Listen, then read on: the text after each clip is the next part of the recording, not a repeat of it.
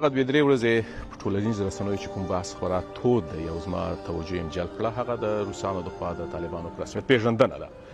زما توجه یوې خاصې برخې یا یو خاصې موضوع جلب کړه، هغه دا ده چې د افغانانو غبرګون په دې معنا چې د عام افغان غبرګون نه، د طالب مخالف او طالب پلوي غبرګون نه، د هغه چا غبرګون چې په تېرو 15 لسیزو کې د سیاسي رهبري ادعا لرلې ده او په همدغسې موقفو کې پاته سوي هم دي. د هغه چا غبرګون چې په تېرو 20 کلونو کې خورا لوړپوړي چارواکي پاته سوي دي او د هغه چا غبرګون چې نن هم یو نه یو ډول د سیاسي فعالیتونو د رهبرۍ ادعا کوي. د هغو غبرګون ډېر جالبه و. د هغو که د ټول نه وي د 99.99% غبرګون یې دا و چې د افغانستان تر 3 رنګه مقدس بیرغه پورې محدود غبرګون و. ګورئ، بیرغ د یوه هېواد، د یوې جغرافیې، د یوه ملت استازیتوب کوي، سمبولیک استازیتوب یې کوي. دا له ما څخه څوک نشي اخیستی. دا زما په کور کې هم دی، زما په موټر کې هم دی، زما په زړه کې هم دی، زما د ایمان جز دی.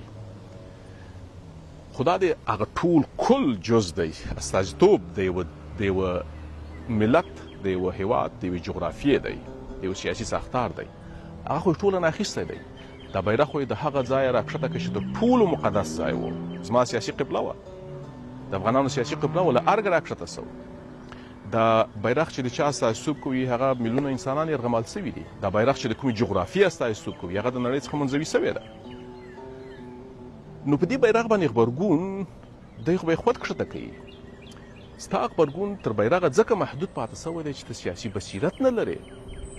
ته په 21مه پېړۍ کې چې ستا غبرګون د سیاسي ایډیالوژي، د سیاسي تیوریو پر اساس، د سیاسي ستراتیژیو په اساس باندې وي، هغه نه ده.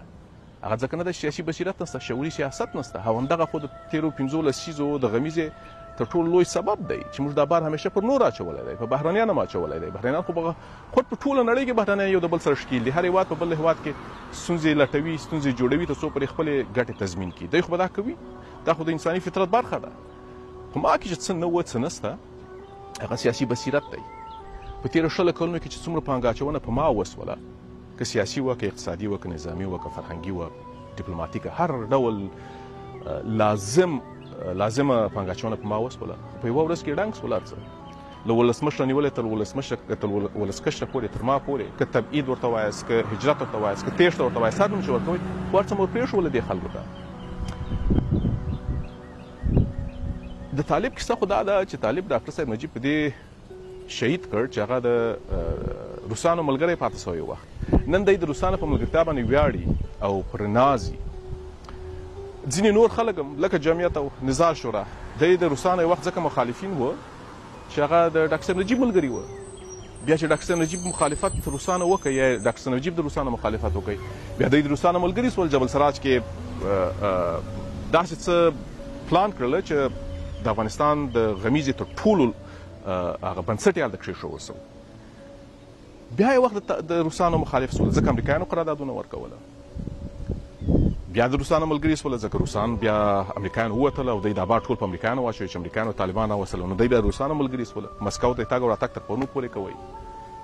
نن بیا د روسانو مخالف سول چې روسان د طالبانو ملګري سول. یعنې د دوی ملګرتیا او مخالفت ټول په دې پورې اړه لري چې ته که زما ملګری بس سم یې، که زما ملګری نه یې ناسم یې.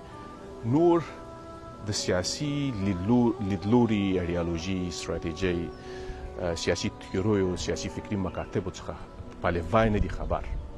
او همدغه د افغانستان تر ټولو لویه غمیزه ده. موږ دا ولې کانټینر کې بندول، اوبه نه ورکول، د هغو د غندنې دپاره لفظ نه لري. خو دا وایي چې دا افغانان ځکه له ایرانه راشړل کېږي چې ایران یو ډېر سترې جګړې تابع نیسي او نه غواړي چې افغانان پکښې ژوبل سي. ایرانیان دومره ښه خلک سوله چې هغه نه غواړي چې افغانان پکښې ژوبل سي. هغه ایرانیان چې په سلګونه زره افغانان یې په سوریا کې جنګول او نن هم جنګوي، هغه دومره ښه خلک سوله. یا ایران دومره قوي سو نن چې بېرته تر پرونو پورې زارۍ کولې چې ورباندې وشي، نن به د یوه سترې جګړې تابع نیسي. دا د دوی دید دی. له ویرې د افغانانو سره چې کوم چلند ایرانیان کوي، له ویرې غندلی نیسي، ځکه دوی نه غواړي چې ایرانیان ځنې خفه سي او په دې هیله دي چې سبا به بیا د ایران او د احمد او د محمود او د دې هېواد او دغه هېواد په مرسته باندې راځي، هلته به کښېني. هغه خلک هم د روسانو نننۍ کړنه غندي چې پرون دغه د مقاومت خلک په مسکو کې نه و ناست، د پاکستانیانو سره حفیظ منصور په ډېر واضح الفاظو ونه ویله چې د پاکستاني استخبارات سره کښېنستل او د طالبانو په وړاندې په ګډه د پاکستانیانو سره د آیسای سره په ګډه باندې به جګړه کوي. په همدې مسکو کې نه و، ناس همدا مسکو ډېر ښه خلک نه و ورته. نن یې هماغه جمعیتیان هم غندي، هغه مقاومت هم غندي. د مقاومت جبهې اعلامیه ما ولیدله چې دوی ویله مشروعیت له دننه اخیستل کېږي، له بهره نه، چې په دې کې شک نشته. خو تر پرونه خو تا هم د بهر نه مشروعیت غوښتی. 3 میاشتې وړاندې همدغه ویان چې دغه اعلامیه یې لیکلې ده او بیا یې د رسنیو سره خبرې وکړلې، د امریکایي سناتورانو دروازې یې ټکولې او دې ځای مشروعیت غوښتی. په امریکا کې د ولسمشر ټاکنو وړاندې همدې مقاومت د ټرمپ او د ټرمپ د ملګرو دروازې ټکولې او مبالغه هم کوله چې اوس به ډېر لوی تغییر راځي. خبره ټوله دا ده چې د سیاسي بصیرت نشتوالی، تر څو پورې چې سیاسي بصیرت خپل نه کوي، د هیڅ ډول سیاسي ساختار بدیل نشو کېدای. ما مخکې وویله چې څومره سرمایه ګذاري په تېرو 16 کلونو کې په موږ وسوله، خو بدیل یې نشو ځکه سیاسي بصیرت نه و.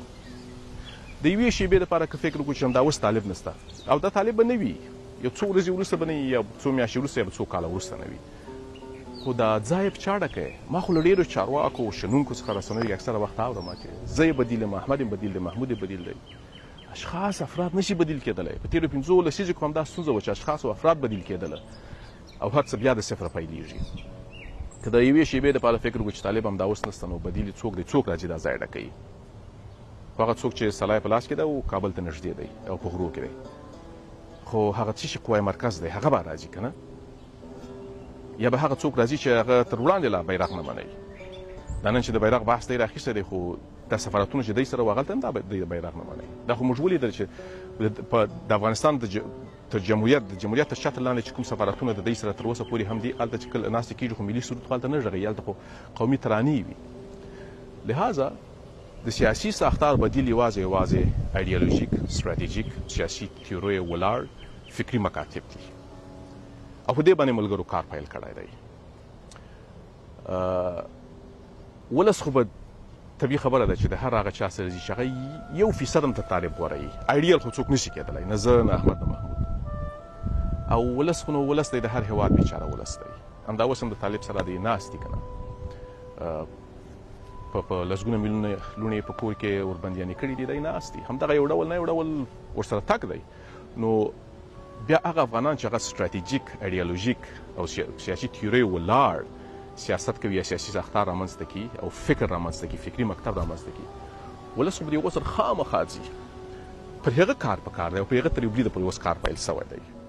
نو د نو تاسو راته شاد، آباد، سوکاله او هوسا وئ او د یوه سیاسي فکري افغانستان په هیله. ژوند